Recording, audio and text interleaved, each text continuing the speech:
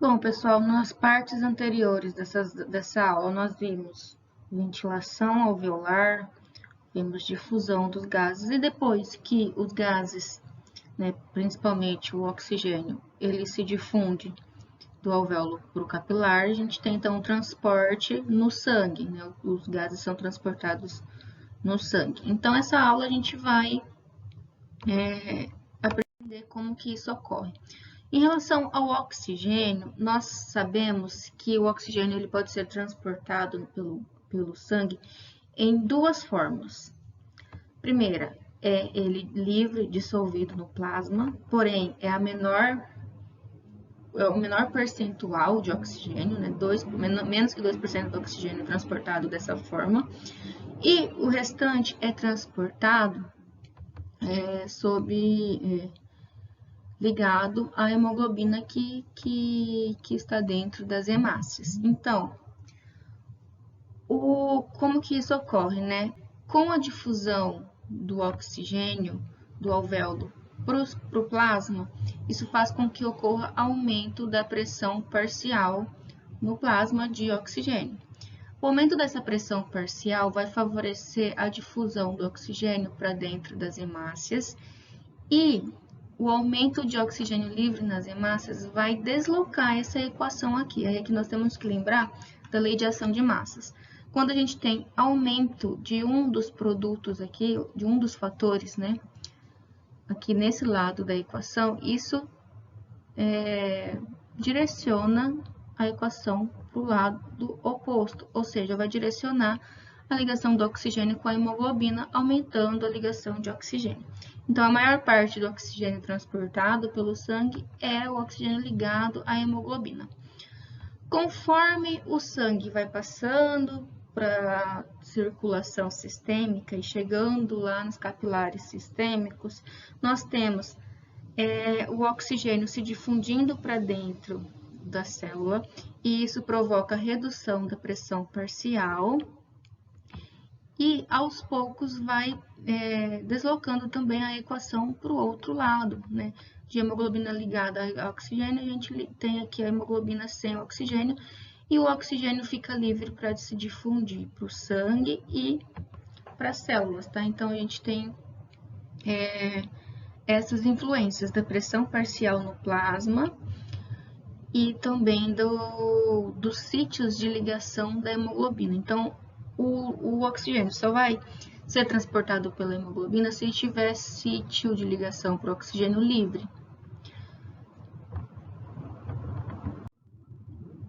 Então, aqui, ó, esse desenho é bem legal para demonstrar a importância da hemoglobina aqui no transporte do oxigênio.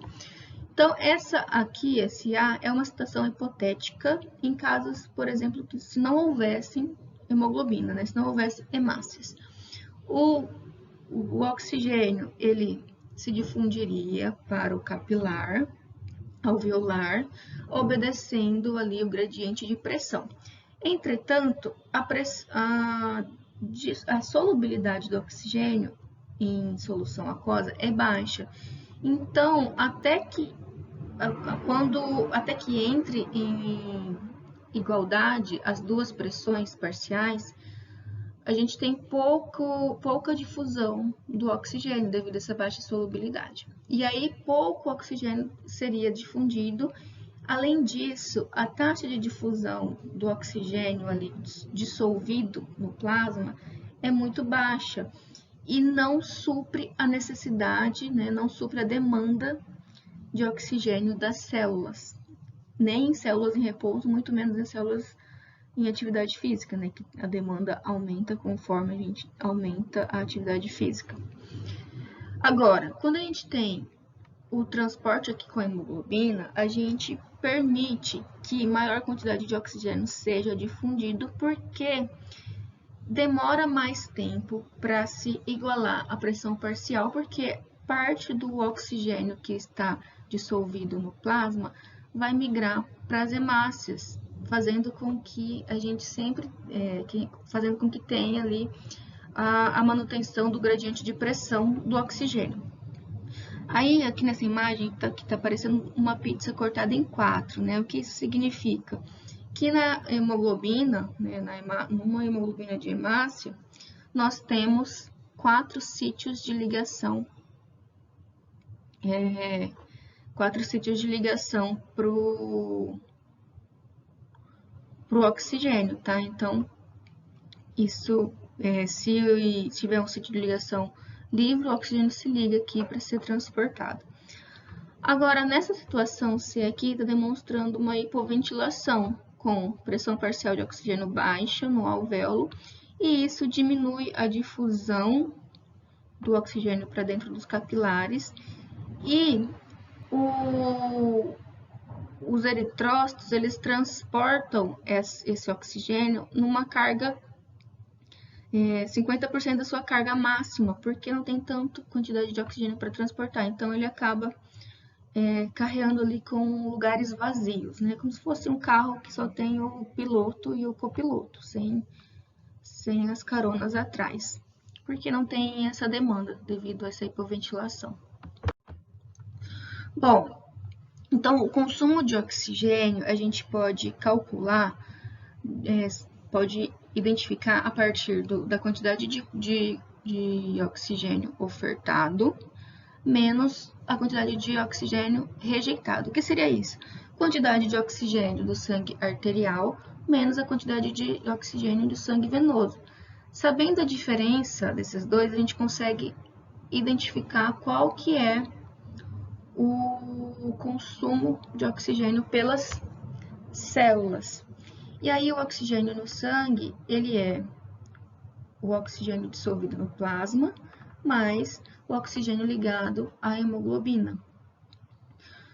Quando a gente quer saber o consumo geral, aí a gente coloca na equação o débito cardíaco, porque o débito cardíaco é a quantidade de sangue que é ejetado pelo coração por minuto, né? Então, sabendo o débito cardíaco e a quantidade de consumo e o consumo de oxigênio, a gente sabe qual que é o consumo de oxigênio por minuto pelas células. Bom, então aqui a hemoglobina, né, como eu falei para vocês, a gente tem uma molécula de proteína quaternária, tá? Ela possui 4 subunidades, que tem as cadeias, né, 2 cadeias betas e 2 cadeias alfas, e no interior de cada subunidade nós temos o grupamento M, que possui ali um átomo de ferro que dá afinidade ao oxigênio. Quando o oxigênio ele está ligado à hemoglobina, essa hemoglobina é denominada de oxihemoglobina. Para manter a oferta de oxigênio adequada para as células, além do sistema respiratório estar em dia, né, a parte de ventilação, difusão, é necessário que tenha quantidades suficientes de hemoglobina e de eritrócitos. E aí vocês já aprenderam, né, que a produção de eritrócitos, né, que é um processo denominado de eritropoiese, é desencadeada pela hipóxia. Então, a hipóxia é fator que estimula a eritropoiese, porque aí quando a gente tem hipóxia, essa hipóxia é detectada lá nos rins, e os rins então secretam a eritropoetina, que é um hormônio que vai atuar lá na medula óssea, estimulando a diferenciação e maturação dos eritrócitos. Então, uma das formas de aclimatação em locais de altitude, por exemplo, é o aumento de eritrócitos, como uma forma de tentar compensar a redução do oxigênio que está chegando no sangue, devido à redução da ventilação e da difusão. Então, a aclimatação que a gente fala é uma adaptação a médio e longo prazo que ocorre. Então, a hipóxia gerada pela redução da pressão parcial de oxigênio na atmosfera promove a estimulação de eritropoetina e aumenta-se, então, a produção de eritrócitos. como uma tentativa de aumentar, né, a oferta de oxigênio que chega até as células. A associação entre hemoglobina e oxigênio obedece à lei de ação de massas, conforme eu havia dito para vocês. Então, aqui nós temos uma equação. Hemoglobina e oxigênio livre podem se associar, transformando-se em oxihemoglobina. Se a gente tem um aumento do oxigênio, da pressão parcial de oxigênio, isso vai deslocar essa equação para o lado da oxihemoglobina, ou seja, o oxigênio adicional, entre aspas, né, vai se associar com a hemoglobina. Agora, se a gente tem uma redução de oxigênio, a equação, então, vai se deslocar para o lado contrário, ou seja, a hemoglobina vai se dissociar do oxigênio, liberando o oxigênio livre.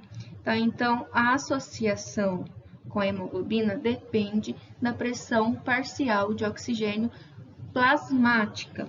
Isso explica o porquê que no sangue, no capilar alveolar e no capilar alveolar, explica por que o oxigênio se associa à hemoglobina e o porquê que se dissocia lá na circulação periférica, nos tecidos periféricos, devido a essa alteração nas pressões, na pressão parcial do oxigênio, tá? Então, a gente sabe que lá no capilar alveolar, conforme o oxigênio se difunde do alvéolo para o capilar, a pressão parcial aumenta e aí a gente tem associação com a hemoglobina.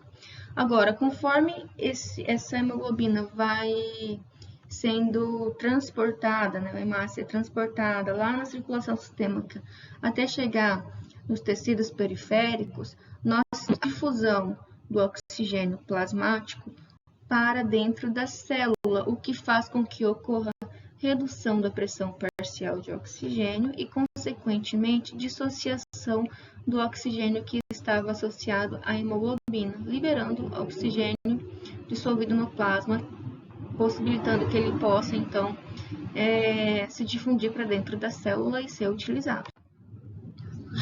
Aqui, esse é um esquema bem legal para demonstrar para vocês que a pressão parcial arterial, né, de oxigênio determina a associação com a hemoglobina. Então, aqui a gente vai retomar tudo que a gente já falou. O oxigênio dissolvido no plasma depende da composição do ar, certo? Por quê?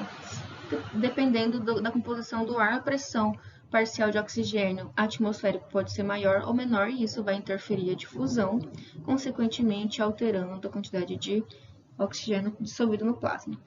Vai depender da ventilação alveolar, como a gente já viu, né? Porque se o alvéolo estiver hipoventilado, a pressão parcial alveolar será reduzida, o que vai comprometer o oxigênio dissolvido no plasma. A ventilação alveolar, só retomando, o que altera, né? A frequência ventilatória e a amplitude respiratória, a resistência das vias aéreas e a complacência pulmonar. Agora, além dessas variáveis, né, nós temos também que a difusão alvéolo-sangue interfere na quantidade de oxigênio dissolvido no plasma, isso, né, é meio óbvio, e ela sofre interferência da área de superfície, como a gente já viu, né, a área disponível para difusão, a área de membrana alveolar disponível para difusão gasosa, a distância da difusão, né, e essa distância vai depender da espessura da membrana, que deve ser uma membrana fina, e da quantidade de líquido intersticial, que normalmente em condições fisiológicas é uma camada extremamente fina, né, que não interfere na difusão.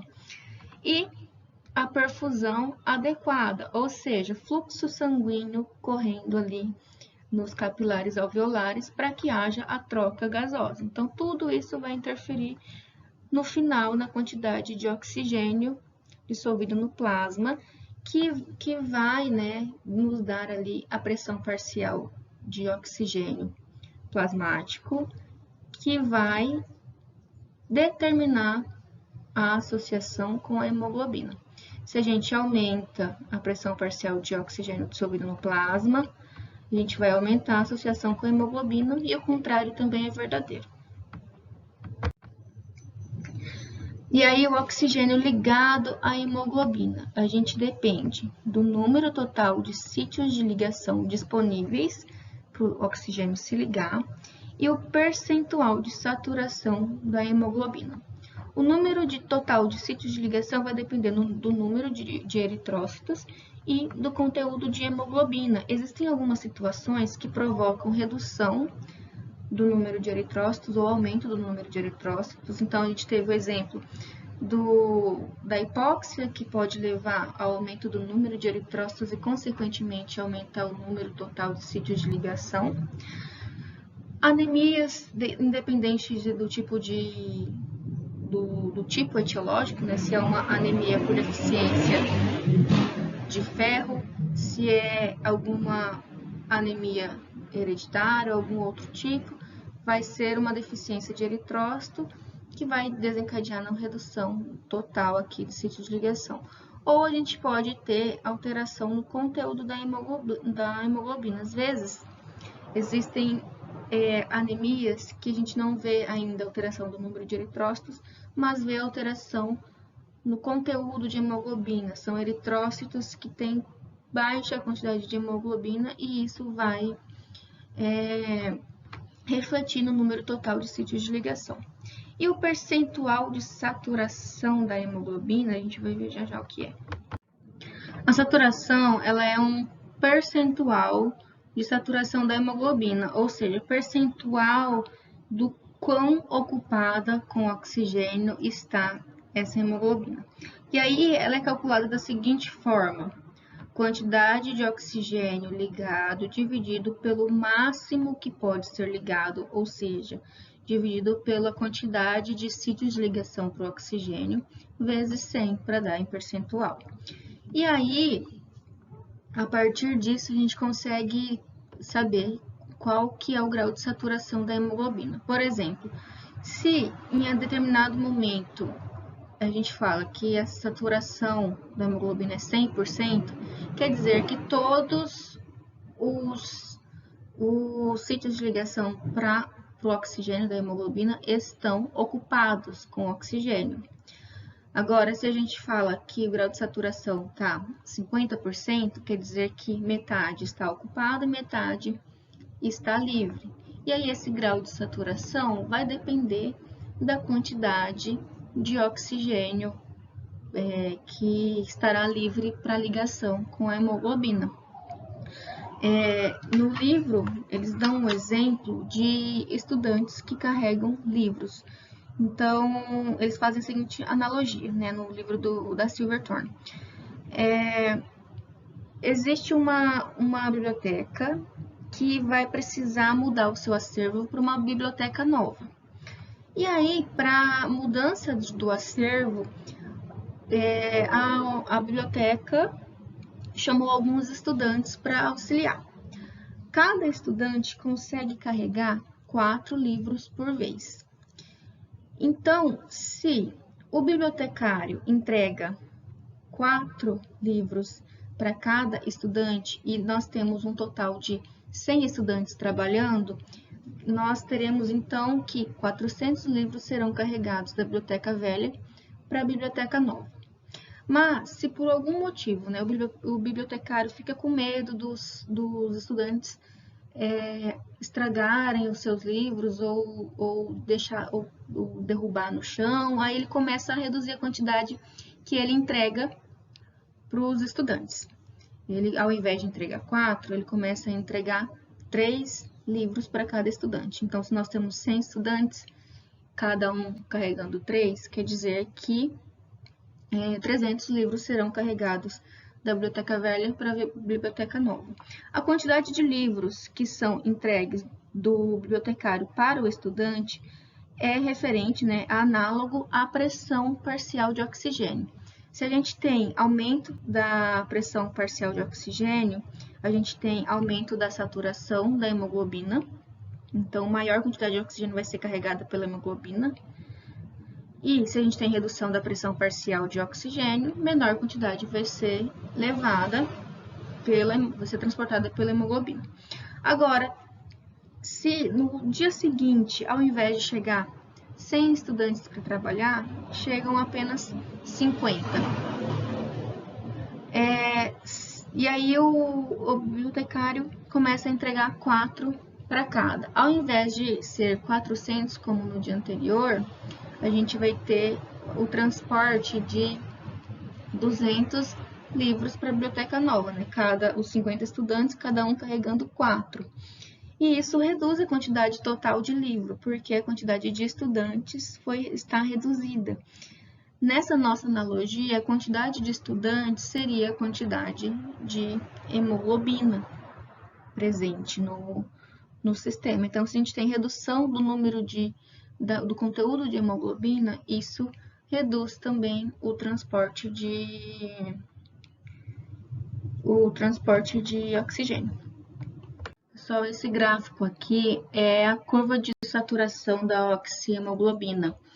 E ela nos demonstra a relação entre a PO, né, que é a pressão parcial de oxigênio, e a saturação de hemoglobina. Então, no eixo X, nós temos a pressão parcial e no eixo Y, a saturação de hemoglobina. O que a gente percebe por esse gráfico?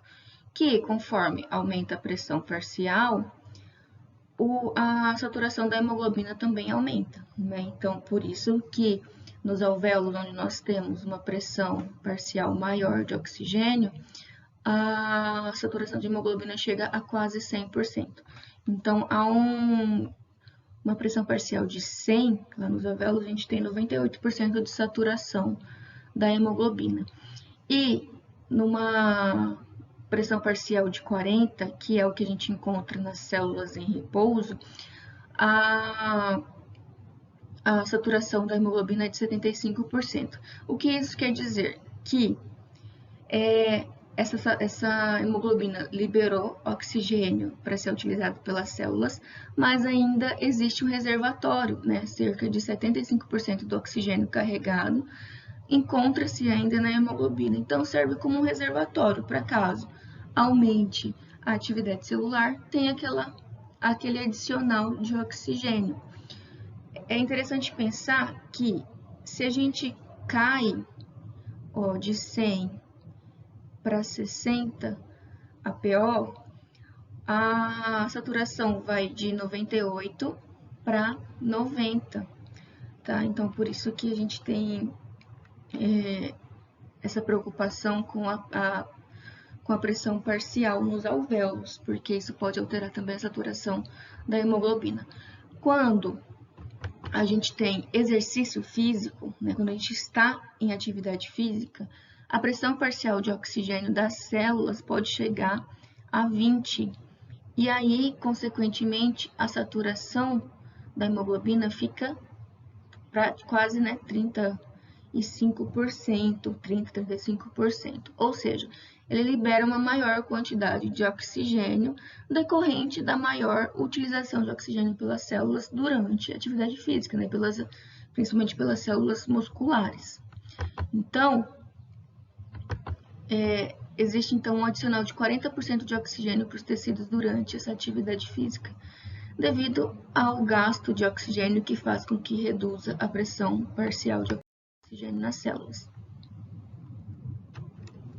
Pessoal, existem fatores que alteram a afinidade da hemoglobina ao oxigênio, e alterar a afinidade do oxigênio também altera então a curva de dissociação da hemoglobina.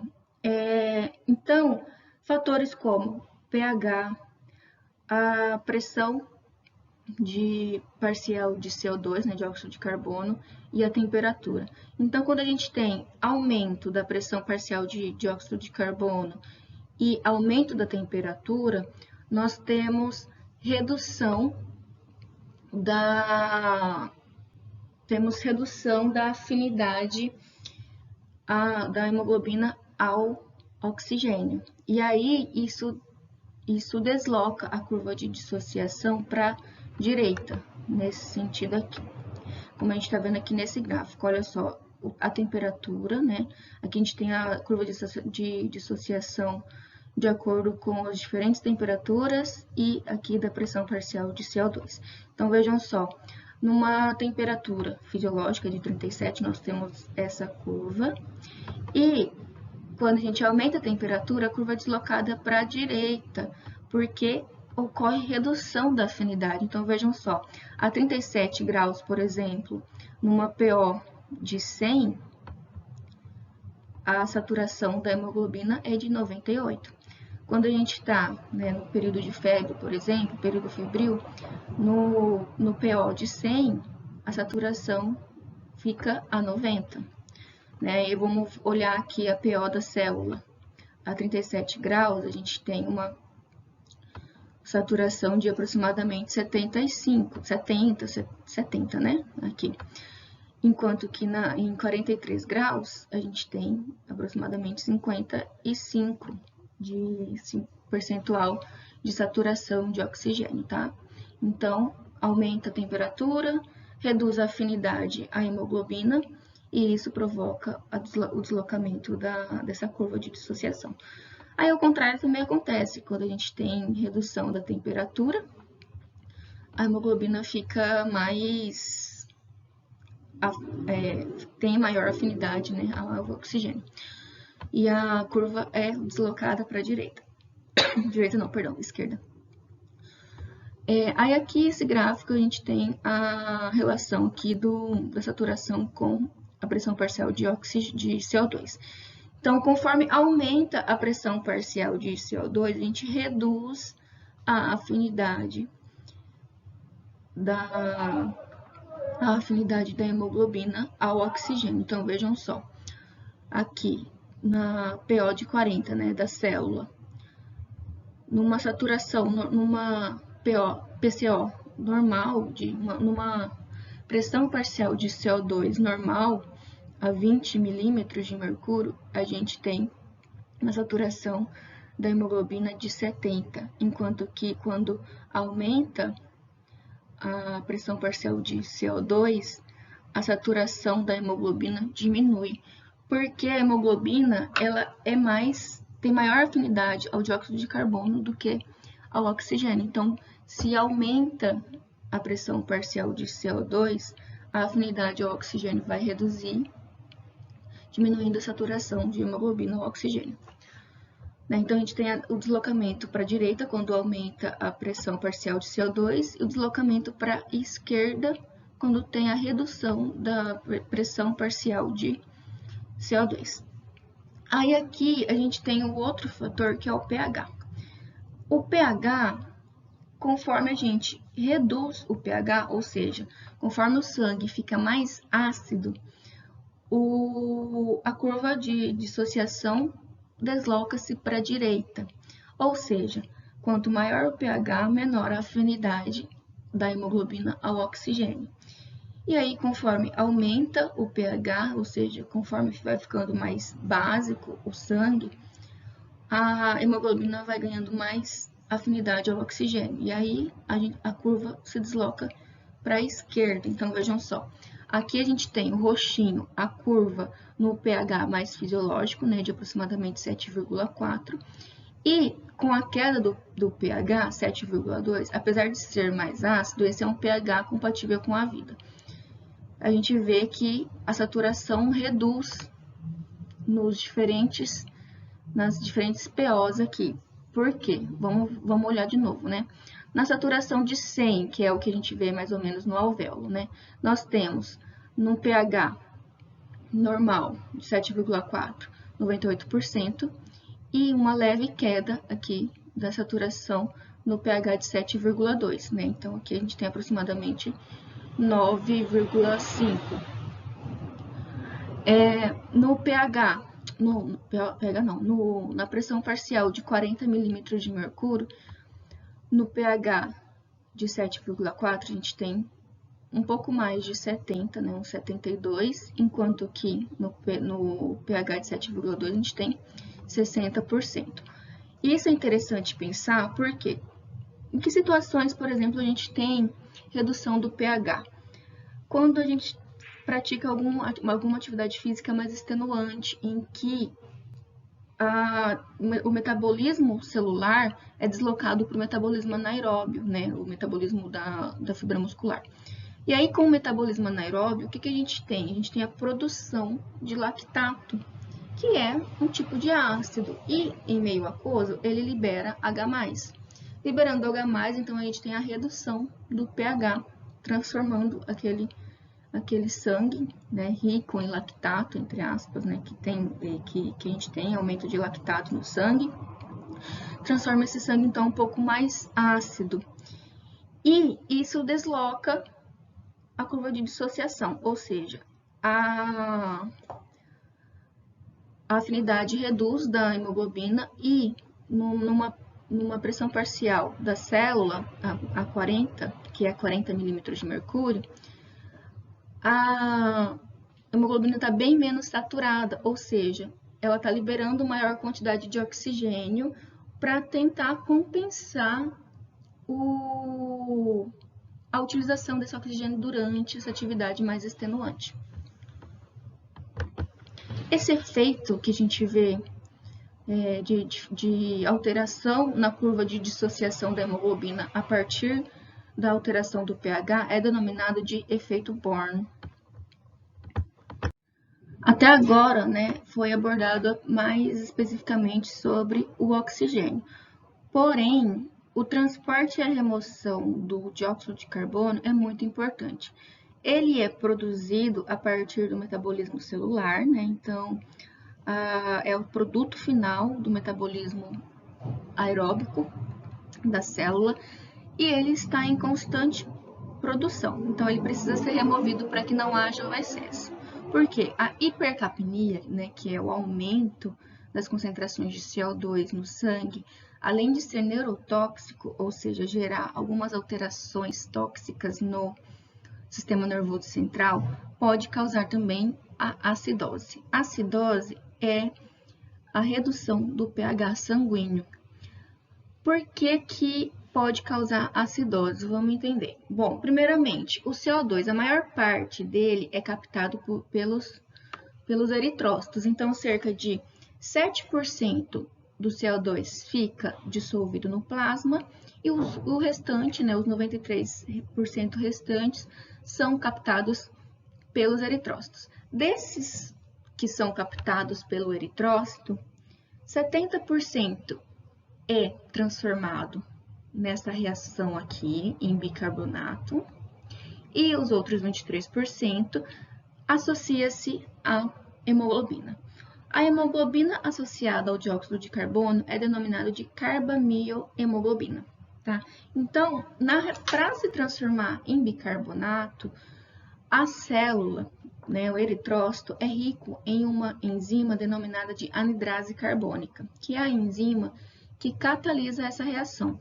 Então, essa reação, a gente tem a associação do dióxido de carbono com água, transformando-se em ácido carbônico. O ácido carbônico, em solução aquosa, ele é instável, e aí ele logo se dissocia em prótons H+, e bicarbonato. Essa reação, ela obedece à lei da ação de massas, que é aquela que, quando a gente tem alteração de algum substrato, isso altera a ordem dessa equação. Como assim? Se a gente tem, por exemplo, aumento do CO2, isso vai deslocar a equação para o lado direito, aumentando a produção de bicarbonato e H+. E se a gente tem, né, redução do CO2, a gente tem, então, deslocamento da produção de bicarbonato e H+, para liberação de CO2. Então, é uma reação reversível, que vai depender da quantidade de substratos e produtos aqui, para deslocar para a direita ou para a esquerda essa equação. O H+ produzido nessa equação, nessa reação química, é associado à hemoglobina. Então, a hemoglobina serve como um tampão ali, local, que capta esse H+ produzido, enquanto que o bicarbonato vai ser lançado na corrente sanguínea. Então, aqui a gente tem um resumo de como acontecem essas reações do CO2. Então, o CO2 é captado, né, lá pela respiração, é produzido pela respiração celular nos tecidos periféricos e é captado no sangue venoso. Nas hemácias, né, então 7% fica dissolvido no plasma, o restante vai ser captado pelas hemácias. Nas hemácias, a gente tem 23% sendo associado com a hemoglobina e o restante transformando-se em bicarbonato e H+, pela anidrase carbônica. O H+, ele é associado à hemoglobina, então a hemoglobina tampona ali o pH o H+ para evitar a alteração do pH celular. E o bicarbonato, ele é trocado, né, na verdade, ele é transportado por um antiporte com cloreto. Então, o bicarbonato sai da célula, enquanto que o cloreto entra nesse transporte aqui, nesse antiporte. E isso mantém a neutralidade elétrica, né? Então, a gente tira um ânion e coloca um outro ânion no lugar. O bicarbonato, ele serve como uma principal base de tamponamento dos ácidos orgânicos. Ele é muito importante, então, para o equilíbrio ácido-base, que a gente vai ver em outra aula. Depois, né, esse eritrócito transportado até os pulmões, né, o CO2 dissolvido vai ser trocado para dentro do alvéolo, né, ele vai se dissolver para dentro, se difundir para dentro do alvéolo. Reduzindo a pressão parcial do plasma, a gente tem, então, a redução a dissociação do CO2 com a hemoglobina, liberando o CO2, lançando para a corrente sanguínea de novo. E com a redução do CO2, a gente tem, então, o deslocamento da equação, né? Reduzindo-se aqui o CO2, diminuindo, aí a equação vai se deslocar nesse sentido, né? Onde a gente vai ter associação do bicarbonato com o H+, transformando-se em ácido carbônico e depois liberação de CO2. E aí esse CO2 pode ser liberado no alvéolo. Essa imagem nos mostra um resumo das trocas, né, de oxigênio e CO2. Então, nós temos nos alvéolos, né, quando a gente tem a ventilação dos alvéolos, uma pressão parcial de oxigênio a 100 milímetros de mercúrio, favorecendo a difusão do oxigênio do alvéolo para a circulação, né, para os capilares. Esse oxigênio vai ser transportado, vai se associar a maior parte à hemoglobina, né, nos eritrócitos, então vai ser transportado pelos eritrócitos, e uma pequena parte estará dissolvida no plasma.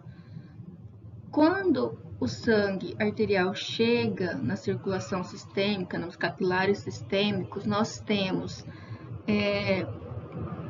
captação de oxigênio pelas células. Conforme a célula vai captando oxigênio dissolvido no plasma, isso vai provocando a redução da pressão parcial de oxigênio plasmático, causando então a dissociação do oxigênio da hemoglobina para liberar o oxigênio para ser captado pelas células.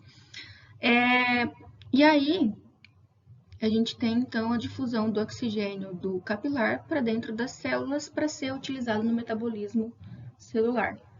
Conforme o metabolismo celular, e lembrando que a pressão parcial de oxigênio na célula sempre vai ser baixa devido à utilização no metabolismo. Conforme a célula vai promovendo o seu metabolismo celular, vai tendo como produto final o CO2. Então, a pressão parcial de CO2 dentro da célula é maior do que a pressão parcial do sangue que veio lá do sangue arterial. Então, a gente tem a difusão do CO2 na direção intracelular para dentro dos capilares, né? Esse sangue, então, venoso, que tem menor quantidade de oxigênio e maior quantidade de CO2, vai chegar no coração, né, para ser bombeado até os pulmões. Esse CO2 no sangue, ele vai ser então carregado dentro da hemoglobina na forma de bicarbonato, né, onde teve a reação da anidrase carbônica, na forma associada com a hemoglobina ou dissolvido no plasma. Conforme chega esse sangue venoso nos capilares alveolares, nós temos que a pressão parcial alveolar de CO2 é menor do que a pressão parcial do plasma. E aí, então, o CO2 vai se difundindo para dentro dos alvéolos para ser exalado. Conforme a pressão parcial do sangue, pressão parcial de CO2 do sangue vai diminuindo, a gente tem o deslocamento da reação bioquímica aqui, ó. A gente tem o deslocamento. Então, a gente tem associação do bicarbonato com H+, para se transformar em CO2. Esse CO2 é liberado do eritrócito para ser difundido para dentro do alvéolo. E, além disso, a gente tem a dissociação do CO2 com a hemoglobina, liberando esse CO2 dissolvido no plasma para ser difundido, para ser liberado no alvéolo também.